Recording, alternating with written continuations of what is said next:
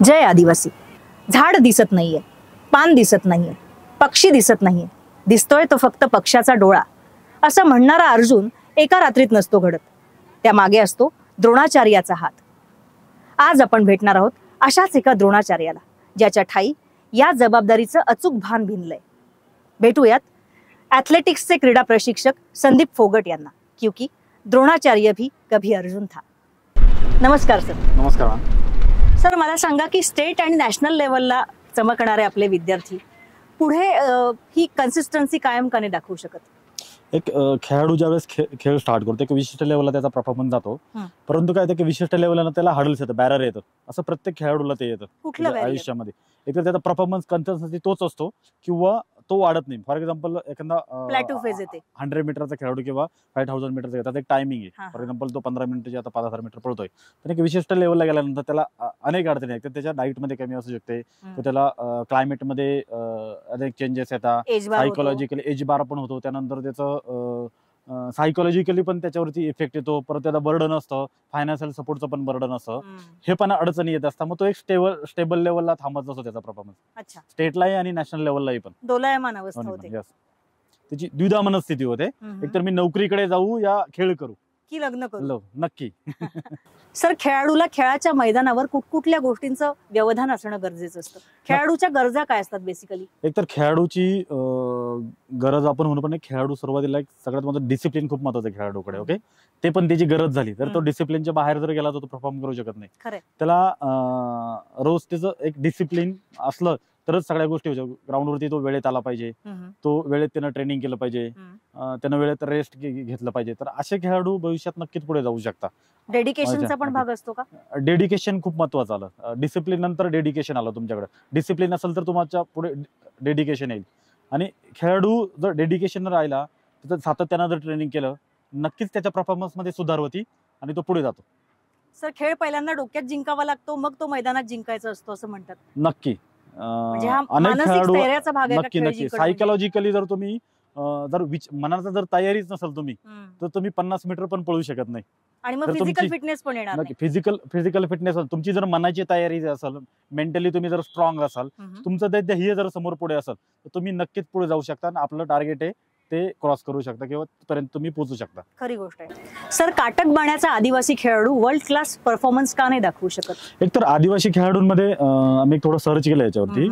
ते गावाकडनं ज्यावेळेस शहराकडे येतात तर ते थोडे लाजता आणि त्यांना नवीन गुजरा स्वभाव जास्त, आणि त्यांना काही गोष्टी अशा लवकर ते आपल्या लोकांमध्ये किंवा सामान्य लोकांमध्ये ते मिसळत नाही, त्यांच्याकडे जावं लागतं खूप. आणि अशी काही खेळाडू असतात का ते मिसळत नसल्यामुळे ते कदाचित स्पोर्ट्स पण सोडून देतात. आणि त्यांच्या काही ज्या अडीअडचणी असतात ते शेअर करण्यासाठी ते पुढे प्रोत्साहन येत नाही, म्हणजे ते पुढे मांडू शकत नाही.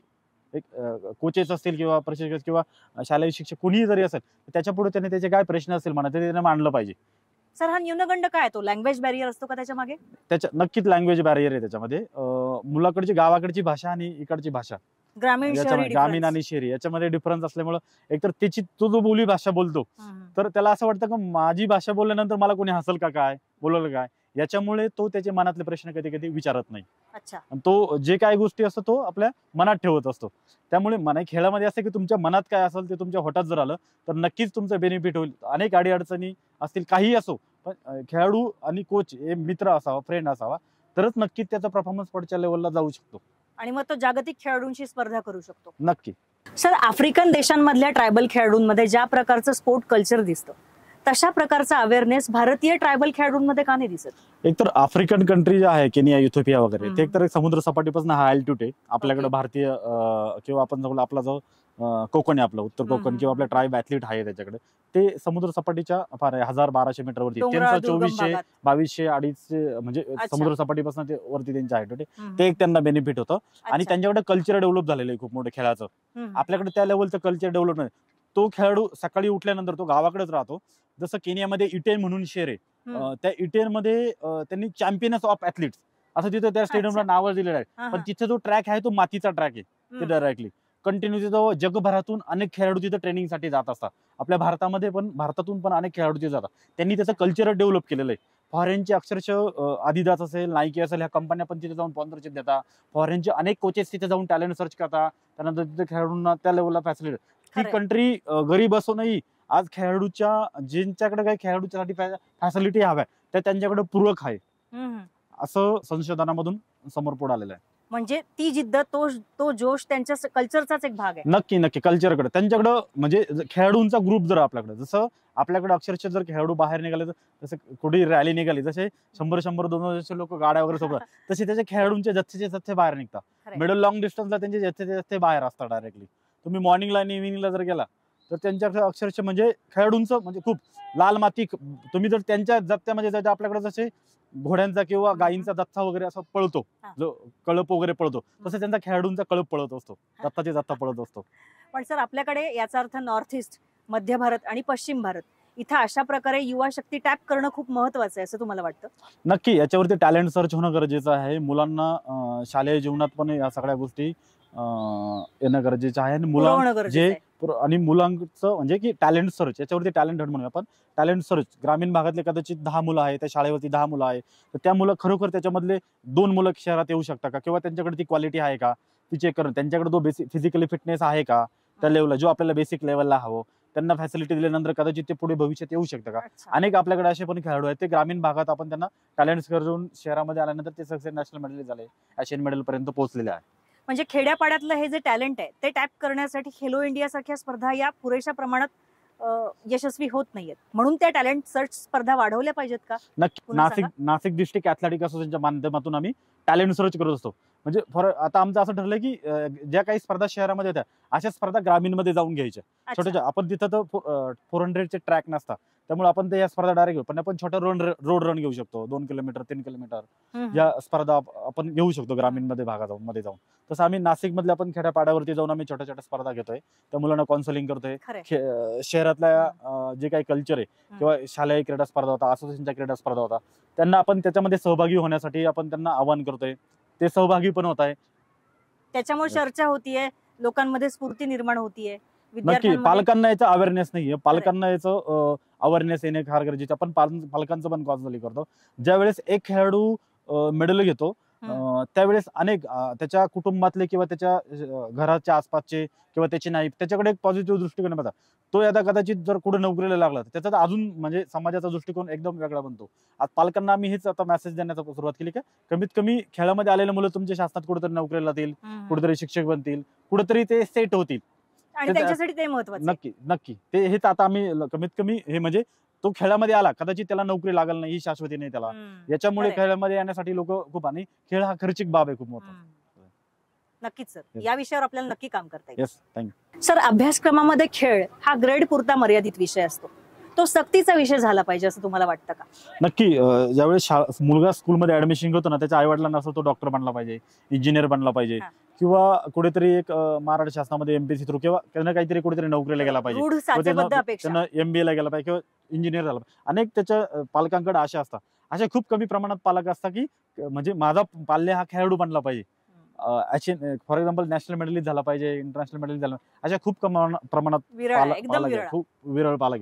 आणि आपल्याकडे जसं अकॅडमिक मध्ये मुलाला शाळेत पण शिकवलं जातं आणि मुलगा 2 तास 3-4 तासाची ट्युशन पण लावतो बाहेर, तसं खेळाडूंनी बाहेर येणं फार गरजेचं आहे.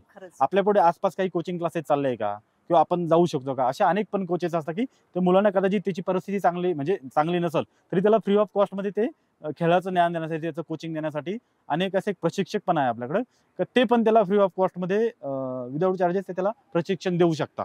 ते कल्चर जसं अकॅडमिक कल्चर तुमच्याकडे डेव्हलप झालं तसं खेळाचं कल्चर डेव्हलप होणं फार गरजेचं आहे.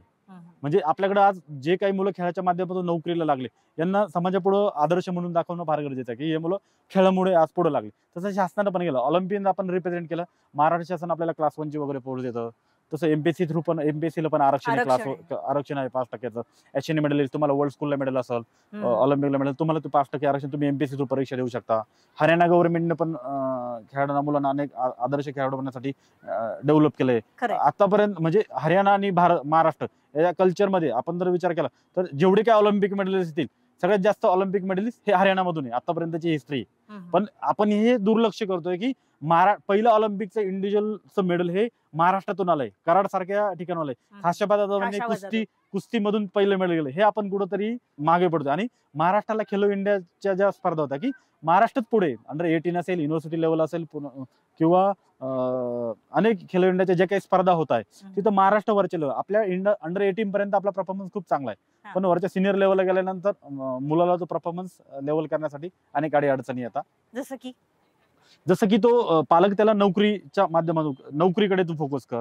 तो द्विधा मनस्थिती होती, मी नोकरी करू का स्पोर्ट्स कडे पुढे जाऊ. कदाचित मी नोकरीला जर गेलो, म्हणजे नोकरी जर मी वयाच्या 25व्या किंवा वयाच्या 22व्या वर्षी जर नोकरी हातात नाही घेतली तर माझा परफॉर्मन्स डाऊन होऊ शकतो. मग मला भविष्यात सपोर्ट कोण करणार, मला फायनान्शियल सपोर्ट. आता एक खेळाडू म्हणजे वरच्या नॅशनल मेडलिस्ट झाल्यानंतर, म्हणजे नॅशनल मेडलिस्ट बनवण्यासाठीच खेळाडूंना खूप खर्च आहे. फायनान्शियल सपोर्ट असणं फार गरजेचं आहे. अनेक त्याचा राहण्यापासून, त्याचं जेवणापासून, त्याचा अनेक खर्च आहे. त्याचा फॅसिलिटी, त्याचं शूज असतील, त्याचे स्पाइक्स असतील, त्याचे डॉक्टर, फिजिओ वगैरे, त्याचं सप्लिमेंट असतील, अनेक खर्च आहे की खेळाडूला त्याचा सपोर्ट असणं आवश्यक असणं फार गरजेचं आहे. प्रकल्प कार्यालय स्तरावरून आदिवासी विकास विभागाकडून तुम्हाला कोणत्या सहकार्याची अपेक्षा आहे सर? नक्की आदिवासी विकास भवननं आपल्याला सपोर्ट केलेलाच आहे. म्हणजे आदिवासी खेळाडूंसाठी आपण आदिवासी विकास भवनच्या माध्यमातून, नाशिक पीओ प्रकल्पाच्या माध्यमातून आपण हे इंटरनॅशनल लेवलचं क्लायमेट मुलांना देऊ शकलोय. खरं हे महाराष्ट्रामधून आपण टॅलेंट सर्च करून मुलं इथं आणले. अनेक मुलं स्टेट मेडलिस्ट पण झालेले, नॅशनल मेडलिस्ट पण झालेले आपल्याकडे पण मुलं आहे. म्हणजे ऑलरेडी डिपार्टमेंटचा सपोर्ट आपल्याला आहे. अजून आपल्याकडं नेहमी याच्यावरती आमची चर्चा होत असते, अजून आपण काय करू शकतो, अजून काय खेळाडूंसाठी काय फॅसिलिटी आपण उभ्या करू शकतो. या माध्यमातून पीओ सरांशी वगैरे, आयुक्त मॅडमांशी वगैरे त्याच्यावरती चर्चा नेहमी चालू होते. जास्तीत जास्त खेळाडू आपण शहरामध्ये कसे आणू शकतो आणि कमी वयामध्ये खेळाडू कसे आणू शकतो. वयाच्या एक 10व्या 12व्या वर्षी आपण जास्तीत जास्त टॅलेंट सर्च करून आपण खेळाडू इथं किती आणू आणि यांना कसं चांगल्या प्रकारचं प्रशिक्षण आपण देऊ. आता हे क्रीडा प्रबोधिनीचं नाव हे महाराष्ट्र लेवल पर्यंत गेलेलं आहे, म्हणजे नॅशनल लेवल पर्यंत गेलेलं. महाराष्ट्रात जो काही मुलगा आपण इथं खेळायला जातो तो महाराष्ट्रात बेस्ट ऑफ 3 मध्येच असतो. खरंच. आणि मग त्यासाठी ही सगळी जी मेहनत आहे त्याच्यात जी पॉझिटिव्ह कन्स्ट्रक्टिव्ह क्रिटिसिझम किंवा सजेशन्सची अपेक्षा असते तुमची, ती वेळच्या वेळी पूर्ण होते? हा, नक्की होते. याची पीओ कार्यालय वगैरे मी दखल घेत असतो. त्याच्यावरती अनेक पातळीवरती तुम्ही त्यांच्याशी संवाद साधू शकता. आपण त्याच्यासाठी नेहमी आपण याच्या मीटिंग्स वगैरे करून आम्ही त्याच्यावरती जे काही आपल्याकडं पुढच्या वर्षीचं काय प्लॅनिंग असेल किंवा अजून पुढच्या वर्षी किती खेळाडू, दरवर्षी आपल्याकडनं एक 5-6 खेळाडू नॅशनलच्या टीममध्ये असतात. विद्यापीठ स्तरावरती आणि असोसिएशनच्या माध्यमातून पण नॅशनल लेवलला. आणि दरवर्षी आपल्याला 6 ते 7-8 मेडल आपल्याला क्रीडा प्रबोधनाला स्टेटला असतं आपल्याकडे.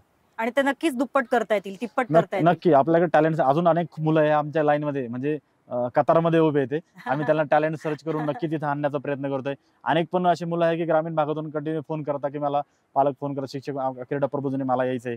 आम्ही त्यांना इथे 1-2 दिवस कधी टॅलेंट हंट करतो किंवा टॅलेंट सर्च करून त्यांना आपण आतमध्ये टाकण्याचा प्रयत्न करतोय. खरं सर, म्हणजे थोडा है थोडे की जरूरत है, आणि आपल्याला अनेक अर्जुन तयार करण्यासाठी अशाच द्रोणाचार्यांची गरज आहे. सर, एकत्र काम करत राहूयात. Thank you so much. धन्यवाद. तुमच्या सहकार्याची खूप खूप अपेक्षा आहे. धन्यवाद.